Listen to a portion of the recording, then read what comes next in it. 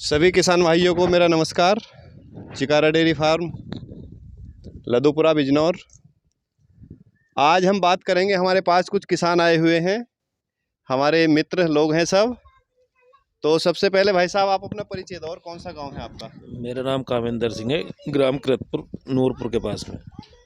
Sir आप? मैं किरतपुर से हूँ, जिला बिजनौर। नाम क्या है सर आपका? धीरज चौहान। धीरज चौहान। अंदर सिंह रावटी से। मोहित कुमार। अच्छा, तो आज हमारे पास जो है कुछ किसान भाई आए हुए हैं। जैसा कि आप सबको पता है, हमने अभी एक मीटिंग 1 फरवरी को की थी देवा डेयरी फार्म पर। तो हमारा एक ही उद्देश्य है कि जैसे पंजाब और हरियाणा में डेयरी फार्म बहुत अच्छे से चल रहे हैं, उसी तरह से हमारे यूपी के किसान, अन्य राज्यों के किसान भी जुड़ें और दूध व्यवसाय से अच्छा मुनाफा कमाएं। तो आज हम बात कर रहे थे, अभी चर्चा चल रही थी मस्टाइटिस पर। तो सर आप कुछ बता रहे थे, क्या दिक्कत आई थी? भैंस के वो थन में खून सा आ रहा था दूध में। 1-2 बार दवाई उवाई पिलाई, वो 2 दिन 3 दिन के लिए बंद हो गया, फिर दोबारा वही पोजीशन हो गई। तो अभी भाई साहब बता रहे थे कि हमारी जो गाय को है वो थनैला हो गया था और थन से ब्लड आ रहा था। काफ़ी उसका इलाज किया लेकिन वो ठीक नहीं हुई। तो मैं यहाँ पे बताना चाहूँगा आप सभी को कि जो मस्टाइटिस होता है वो 20% बाहर से होता है और 80% हमारे पशु के पेट से होता है। क्योंकि जो हम डाइट देते हैं, हमें पता नहीं होता है कि हमें अपने दूध की जो कैपेसिटी है पशु की, और उसको किस हिसाब से देना है। अगर हम प्रॉपर मात्रा में अपनी गाय या भैंस है उसको बैलेंस डाइट दें। बैलेंस डाइट का होता है कि जैसे हम जो हरा चारा देते हैं उसमें हम अगोला देते हैं, बरसीन देते हैं या मक्खन घास देते हैं, तो हमें यह पता होना चाहिए उसमें कितनी मात्रा में प्रोटीन है, कितनी मात्रा में उसमें ड्राई मैटर है और कितनी मात्रा में ग्रीन फोल्डर है। ये सारी चीज़ें अगर हम पता करके और जब अपने पशु को डाइट देंगे, तो हमारे पशु का स्वास्थ्य अच्छा रहेगा, वो बीमार नहीं होगा और दूध अच्छा आएगा, तो हमें प्रॉफिट भी होगा। तो जो पेट से जो मस्टाइटिस होता है उसका कारण होता है, सबसे पहली चीज़ है डीवार्मिंग। हमें अपने पशु की जो है समय पे डीवार्मिंग करनी चाहिए। हर 3 महीने बाद हमें डीवार्मिंग करनी चाहिए। और डीवार्मिंग करने का सही तरीका है कि जिस रोज़ हमें डीवार्मिंग करनी है, मान लीजिए सवेरे को करनी है, तो शाम को हम पशु को छका दें, लेकिन रात्रि के लिए उसके आगे नियार ना छोड़ें। जितना नियार है वो उसकी खुरली से हटा दें। सवेरे उठते ही किसी भी कंपनी का, जो ब्रांडेड कंपनी है उसकी दवाई से हम उसको बॉडी वेट के हिसाब से डोज होती है, हम उसको सवेरे दे दें। और जिस समय हमने उसको दवाई दी है, हो सके तो उसको 1-2 गुड़ का गिंदौड़ा खिला दें। और दवाई देने के 4 घंटे बाद तक हमें पशु को नियार नहीं खिलाना है। ठीक है जी। उसके बाद में अगर हमारे पशु को शिकायत है, हम 15 दिन बाद फिर सेम प्रोसीजर अपनाएंगे। चूंकि एक बार की दवाई देने से जो पेट में कीड़े होते हैं वो तो मर जाते हैं, लेकिन जो अंडा होता है वो फिर कीड़े बन जाते हैं। अंडा पे जो है दवाई काम नहीं करती है, तो 15 दिन में वो बन जाते हैं, 15 दिन बाद फिर देंगे तो वो मर जाएंगे। उसके बाद में हमें 3 से 4 महीने बाद हर महीने इसी प्रोसीजर के अनुसार डीवार्मिंग करनी है, पहला चीज।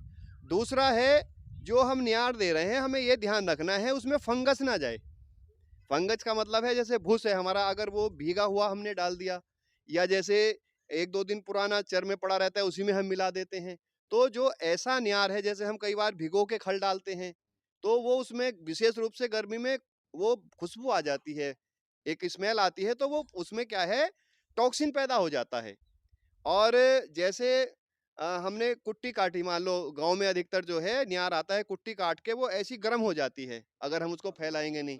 कई बार शाम को जो है हम कुट्टी काटते हैं और सवेरे को वो ऐसे ही छोड़ देते हैं, सवेरे को वो गर्म हो जाए, तो वो गर्म नियार हमें नहीं देना है, वो भी टॉक्सिन पैदा करता है। अच्छी बात यह है, जितनी सवेरे को हमें नियार डालना है उतना हम चाप कटर से काटें, और जितना शाम को, वो बेस्ट तरीका है। दूसरा है सर, एक टॉक्सिन वाइंडर आता है, वो मात्र 20 ग्राम हमें पशु को देना होता है। वो किसी भी प्रकार का टॉक्सिन हमारे पशु के पेट में जाता है तो उसको खत्म कर देता है। 100 ग्राम मिनरल मिक्सचर हमें देना है। वफर हम दे सकते हैं 100 ग्राम। अगर वफर नहीं मिलता है तो हम मीठा सोडा पशु को प्रतिदिन 80 से 100 ग्राम बॉडी वेट के हिसाब से दे सकते हैं।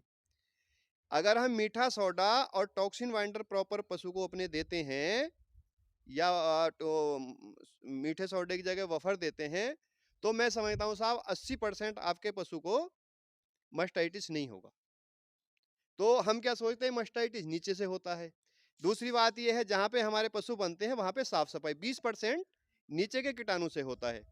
उसके लिए कई चीजें आती हैं, लेकिन एक सिंपल इलाज है। महीने में एक बार हमें अपने पशु के नीचे छिड़काव करना चाहिए दवाई का। पहली चीज तो ये है, कुछ भी नहीं मिलता हम चूना लाएं, पाउडर चूना जो हम दीवार पे करते हैं, तो उसको पूरे को नीचे बखेर दें जमीन पे। उससे क्या होता है, कीटाणु मर जाते हैं। दूसरा तरीका यह है, हर किसान के जो है घर पे मशीन होती है जिससे स्प्रे हम करते हैं फसल में, छोटी मशीन, उसमें 20 लीटर लगभग पानी आता है। तो 20 ml 20 लीटर पानी में हम 20 ml जो हम चींचड़ी कलीली मारने वाली दवाई होती है वो डाल लें, और लगभग 500 ml उसमें हम डाल लें अच्छी कंपनी का फिनाइल। अगर हम या तो चूना डाल दें, चूना नहीं डाल रहे तो ये करके और हम नीचे छिड़काव कर दें सारे में, तो जो कीटाणु होते हैं वो मर जाते हैं। अगर हर महीने में एक बार ये कार्य करते हैं तो जो नीचे के कीटाणु हो वो भी मर जाते हैं। तो फिर अगर आपके गौशाला में कीचड़ भी है, वो वहां पे भी बैठेगी तो भी थनैला नहीं होगा। तो ये कुछ सावधानियां हैं, ये अगर हम अपनाते हैं तो हमारे जो पशु हैं गाय भैंस, उनको थनैला नहीं होगा और हम एक मोटे खर्च से बच जाते हैं। क्योंकि सर अगर थनैला हो जाए तो आप बताइए डॉक्टर लगभग एक बार में कितने पैसे ले जाता है? 1000 ले जा, 500 ले जा, कोई पता नहीं है जी। उनका।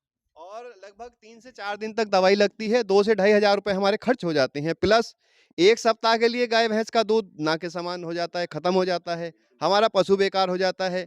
तो ये जो सावधानी है डीवार्मिंग की, और ये महीने का खर्च मुश्किल से एक पशु पे 10 से 15 रुपए है। तो ये सावधानी अगर हम अपनाएंगे तो हम थनैला रोग से अपने पशु को बचा सकते हैं।